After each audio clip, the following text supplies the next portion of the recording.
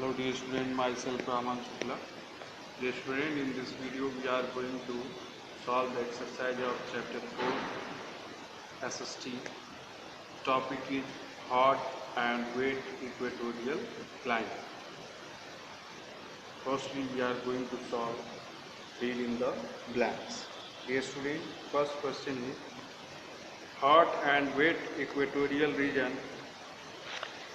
Hot and wet equatorial climatic region lies within the torrid zone. ये student जो hot and wet equatorial climatic region है वो torrid zone में पाए जाते हैं। तो यहाँ पे जो हमारे को फील करना है तो यहाँ पे आप टॉरिड फील करेंगे, TORRID, torrid zone. The canopy, यहाँ पे जो फील करना है डियर स्टूडेंट, यहाँ हम फील करेंगे canopy, CANOPY. The canopy is the second and the main layer of the equatorial forest. Eagles are found in the emergent layer of the forest. One of, तो यहाँ पे हम feel करेंगे emergent, EMERGENT, emergent layer. Fourth, one of the oldest methods of cultivation practiced in the rainforest is shifting agriculture, SHIFTING, shifting agriculture. The Semang, यहाँ हम feel करेंगे Semang, SEMANG. The Semang people of Malaysia are mainly hunters and gatherers. Now dear student, we are going to solve, choose the correct answer. So dear student, जो पहला जो है उसका जो right answer होगा फर्स्ट क्वेश्चन का वो होगा hot and humid, mean to say जो डी ऑप्शन है हमारा वो राइट होगा, हॉट एंड ह्यूमिड। सेकेंड में डियर स्टूडेंट हमारा होगा द अमेजॉन, मतलब जो सी ऑप्शन है वो सही होगा। थर्ड में हमारा डियर स्टूडेंट जो है लिजार्ड, थर्ड का जो हमारा राइट ऑप्शन होगा वो ही होगा लिजार्ड, ये अंडर स्टोरी में रहती है। फोर्थ जो है in the equatorial region most of the people live in cities along the coast, D option हमारा सही होगा, cities along the coast. Fifth में जो dear student permanently clearing forest for farming, mining and setting up agriculture is known as deforestation. तो हम बोलते हैं deforestation. Now dear student, we are going to know give reasons for the following statement. First question is the clothes people wear, the food they eat, they grow and their occupations varies from one climatic region to the other. Dear student, इसमें हमसे पूछा जा रहा है कि जो clothes लोग पहनते हैं या जो भोजन वो फूड देगी और जो क्रॉप्स को वो ग्रो करते हैं और जो उनके ऑक्यूपेशन वो वेरी मतलब डिफरेंट क्यों है एक one climatic region to another climatic region. इसका जो आंसर है dear student that is climate influences the life of the people. Climate जो है वो पीपुल्स की लाइफ को इफेक्ट करता है, प्रभावित करता है। Next question is dear student there is no winter in the hot and wet equatorial region. जो hot and wet equatorial region है यहाँ पे कोई विंटर क्यों नहीं होता, सर्दी क्यों नहीं पड़ती है? इसका आंसर है dear student the hot and wet equatorial region lies in the torrid zone. ये स्टूडेंट ये जो hot and wet equatorial region है ये टॉरिड जोन में पड़ता है, इस वजह से यहाँ विंटर मतलब सर्दी नहीं पड़ती। Third, equatorial rain forest are always green. जो इक्वेटोरियल रेन फॉरेस्ट हैं वो हमेशा ग्रीन रहते हैं, हरे भरे रहते हैं। इसका आंसर है because the trees shed their leaves at different time. इसका आंसर ये है कि क्योंकि जो वहाँ पे ट्रीज हैं दे सेड देयर लीव्स, मतलब पत्तियों को गिराते हैं डिफरेंट टाइम, और वहाँ बहुत से प्रकार के पेड़ हैं, तो अलग अलग पेड़ जो हैं वो अलग अलग टाइम में अपनी पत्तियों को गिराते हैं, तो इस वजह से वो हमें हमेशा हरे भरे दिखते हैं, इस वजह से इनको हम एवरग्रीन फॉरेस्ट भी कहते हैं।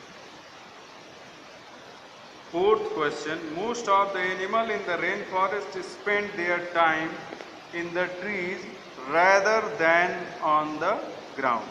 ये स्टूडेंट ज़्यादातर जो एनिमल हैं रेन फॉरेस्ट के वो अपना समय पेड़ों पे गुजारते हैं, वो ग्राउंड पे नहीं आते। इसका आंसर है because very little sunlight reaches the ground. इसका आंसर ये है डियर स्टूडेंट, जो सनलाइट है वो बहुत कम पहुंचती है ग्राउंड पे, इस वजह से ज़्यादातर जो एनिमल्स हैं वो अपने टाइम को ट्रीज पे स्पेंड करते हैं।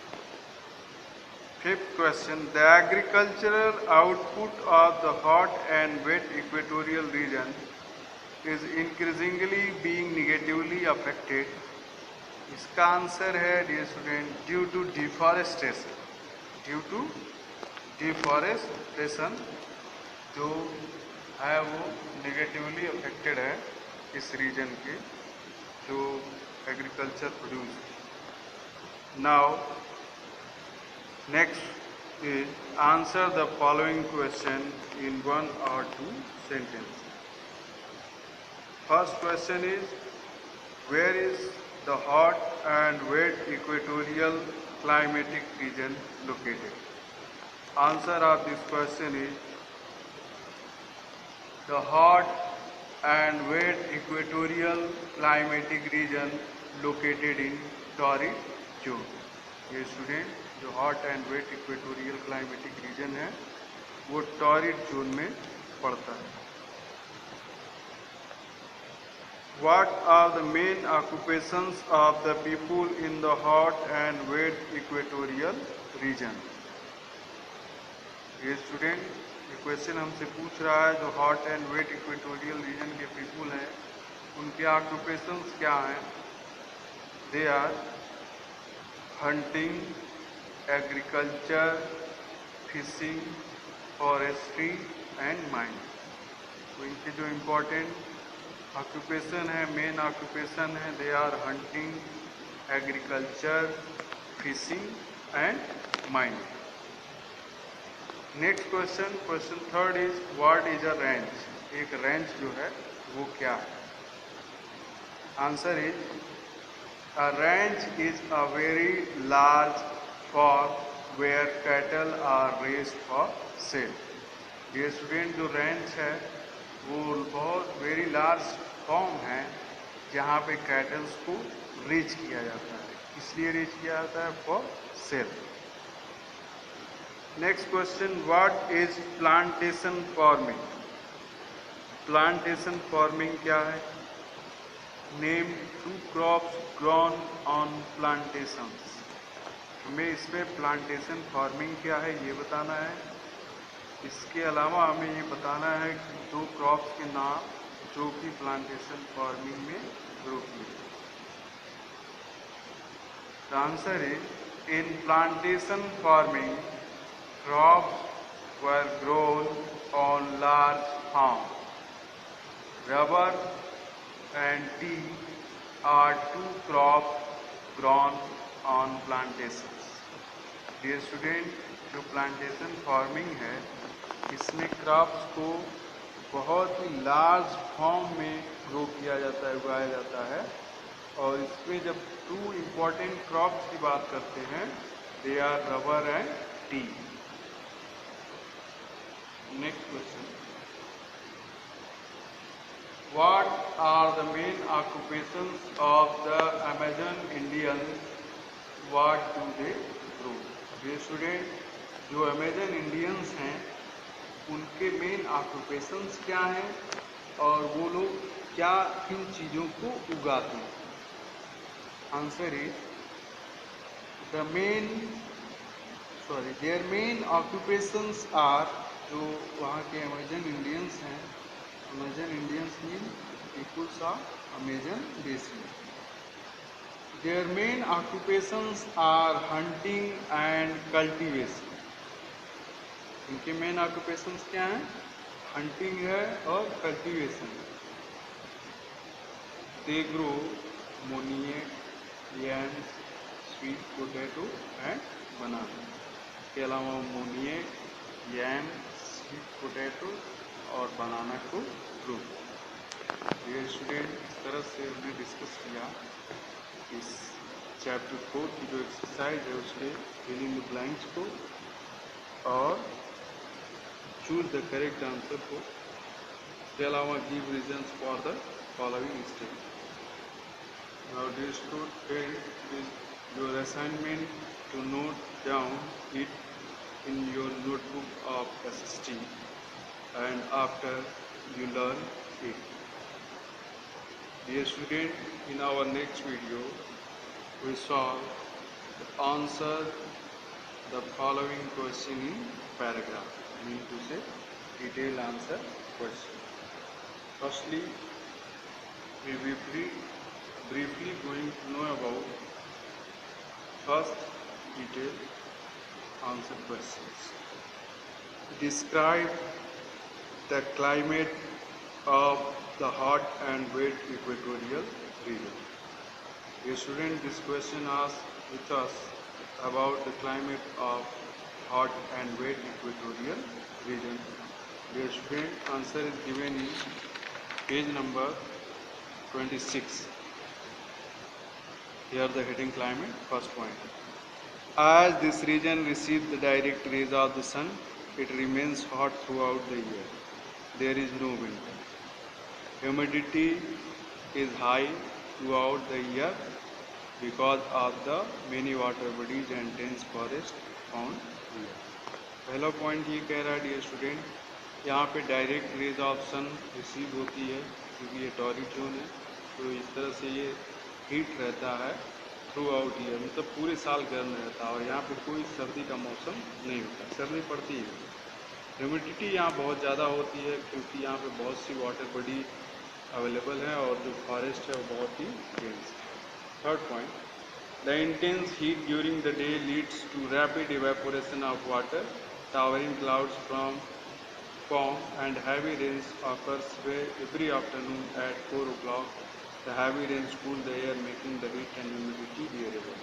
ये स्टूडेंट, यहाँ पे बहुत ज़्यादा गर्मी पड़ती है तो इस वजह से इवेपोरेशन बहुत रैपिडली होता है, मतलब जब पानी जो है यहाँ पे अवेलेबल वाटर जो है, वाटर वेपर है, वाटर जो है वो वाटर वेपर में बहुत तेज़ी से कन्वर्ट होता है, तो इस वजह से बादल बनते हैं और जो बादल हैं बहुत ज़्यादा बनते हैं और एवरी आफ्टरनून मतलब हर दोपहर के बाद जो 4 o'clock होता है, 4 बजे शाम का समय, तो उस समय हैवी रेन होती है। इस हैवी रेन की वजह से जो टेम्परेचर है वो डाउन हो जाता है और जो हीट और ह्यूमिडिटी है वो बियरेबल हो जाती है, मतलब अब वो जो है बहुत ज़्यादा उससे लोगों को दिक्कत नहीं होती है। The rainfall is evenly distributed through the year. There is no month that is dry. ये स्टूडेंट, यहाँ पूरे साल जो है बारिश होती है और कोई भी ऐसा मंथ नहीं होता जो कि ड्राई होता है। तो ये आपका आंसर था। इसमें आंसर कैसे लिखना है, पहले क्लाइमेट हेडिंग डालेंगे, उसके बाद जो पॉइंट्स हैं पहला पॉइंट पूरा लिखेंगे डियर स्टूडेंट, दूसरा पॉइंट भी हम पूरा नोट करेंगे और तीसरे पॉइंट में हम नोट करेंगे the intense heat during the day leads to rapid evaporation of water. सिर्फ यहीं तक नोट करेंगे नोटबुक में और इसके बाद लास्ट पॉइंट नोट करेंगे the rainfall is evenly distributed through the year, there is no month that is dry. तो यहाँ तक हमारा जो डिटेल आंसर 1 है वो कंप्लीट हुआ। Now dear student,